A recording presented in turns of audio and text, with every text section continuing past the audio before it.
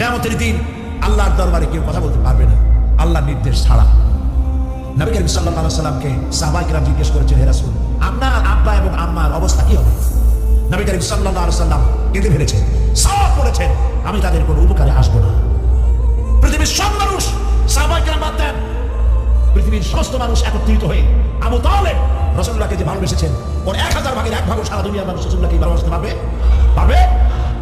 নিজের ছেলে আলীকে, আলী রাদিয়াল্লাহু তাআলা আনহুকে আলাদায় বিছানায় শোয়াইয়া, ছোট্ট মানুষ হযরত আলী আলাদায় জায়গায় রাখিয়া মুহাম্মদুর রাসূলুল্লাহ সাল্লাল্লাহু আলাইহি ওয়াসাল্লাম এতিম মানুষ তার কলিজার সাথে বুকের মধ্যে আশ্রয় দিয়ে আগলে রেখেছেন বুক করে। সেই আবু তালেব মৃত্যুর সময় নবী করিম সাল্লাল্লাহু আলাইহি ওয়াসাল্লাম বলেছিলেন, চাচা একটি বার আমার কানে তাওহীদের কালেমা শোনায় দেন। আবু তালেব তার কিসমতে ছিল না কালেমা। মরে যাওয়ার পর একজন সাহাবী বলেছিলেন, ইয়া রাসূলুল্লাহ, মৃত্যুর সময় আবু তালেবের মুখ আমি নড়তে দেখেছি, তিনি কালেমা পড়েছেন সম্ভবত। রাসূলুল্লাহ সাহেব বলেছেন, আমি শুনি না। এত ভালোবাসার পরেও হাদিস শরীফে এসেছে আবু তালেব জাহান্নামে যাবে। কোথায় যাবে? জাহান্নামে। সবচেয়ে কম আযাব হবে কার? আবু তালেবের। কম আযাবটা কি?